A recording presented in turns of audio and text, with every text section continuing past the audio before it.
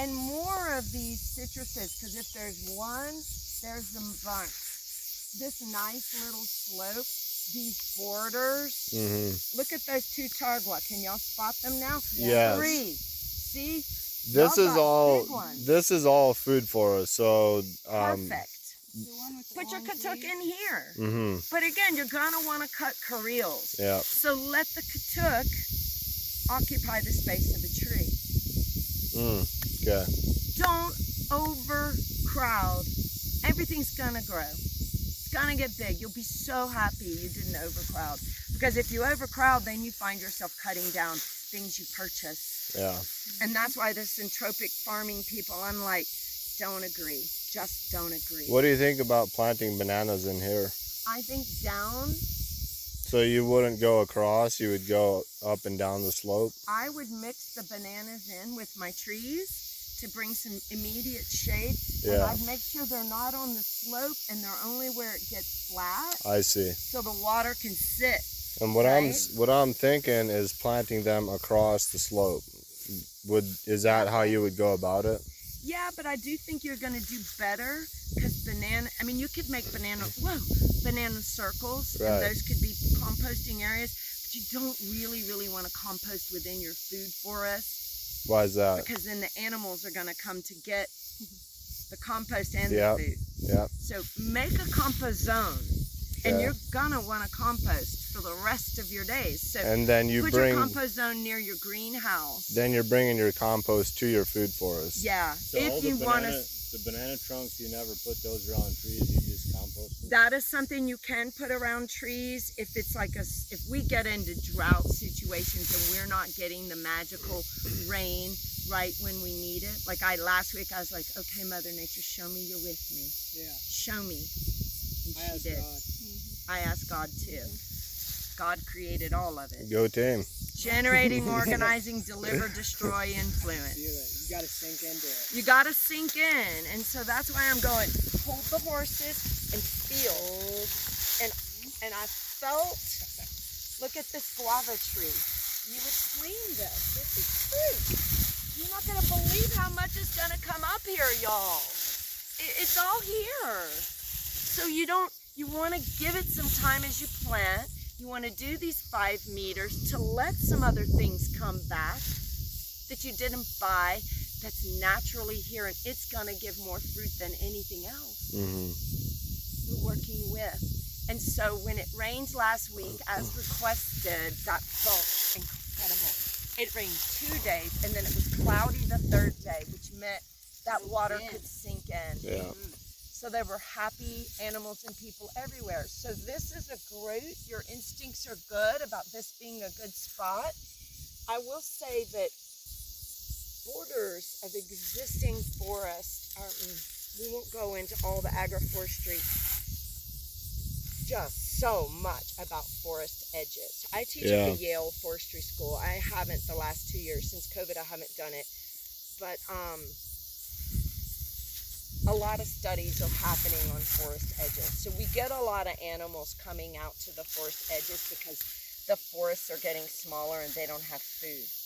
So your food forest up against a forest edge, you're going to have some animals coming and eating your food. Yeah. To do your food forest in another space, not right up around the edge, they'll be less likely to go to that food forest and eat your food unless you plant a corridor. Right. Yeah. So think about that, right? Doesn't mean you don't put food here, but maybe it's things that you're like, Things to okay, share. mangoes. You know, we know the animals want mangoes, and we want them too, and there's always some mangoes on the ground that are rotting. Let them come eat those.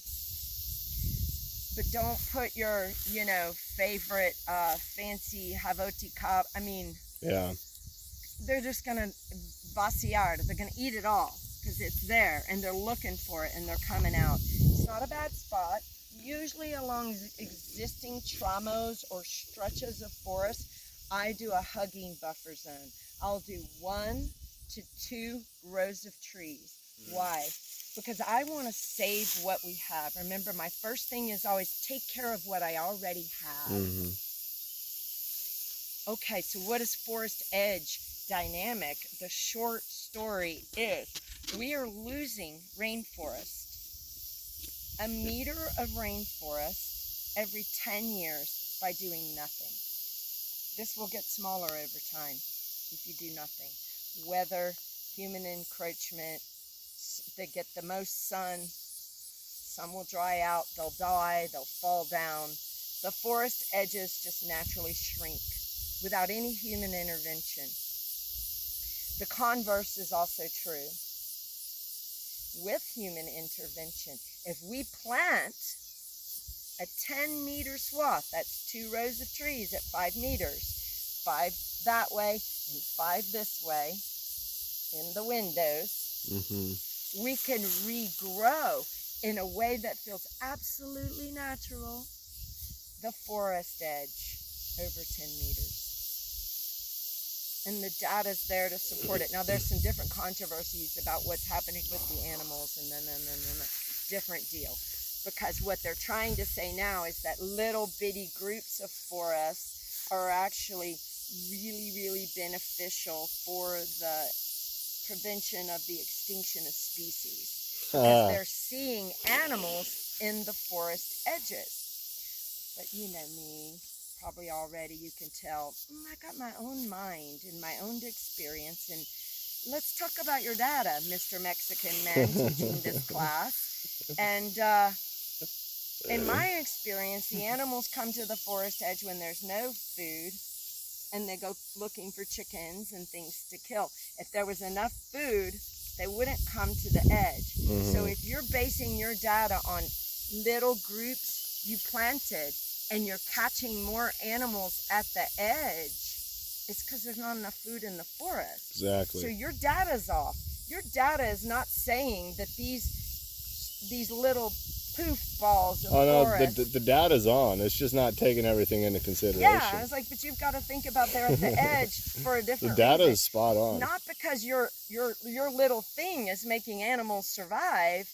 Your animals are in a island of fragmentation, which is what I'm recommending you do with your full food forest. The animals will not cross necessarily unless it's something they really want, like a chicken. Yeah. So it was really a great conversation, and we went to dinner twice, and he was like, and then he admitted to me, because I didn't collect the data.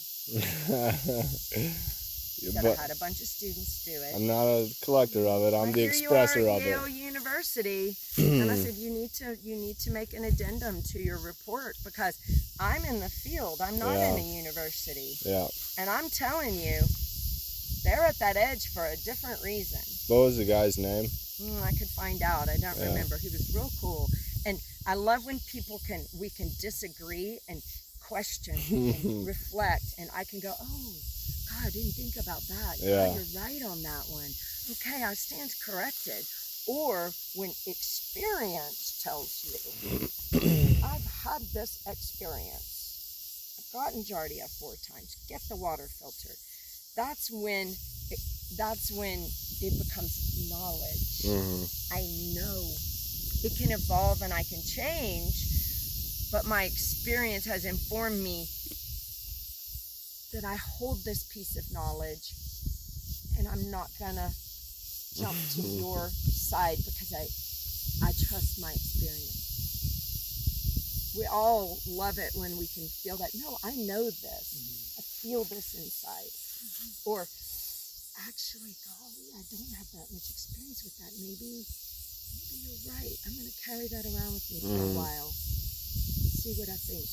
So I would really like to get you acquainted with this piece of property, and we can talk about general things another time, and maybe on Zoom, and have a whole bunch more things. Well,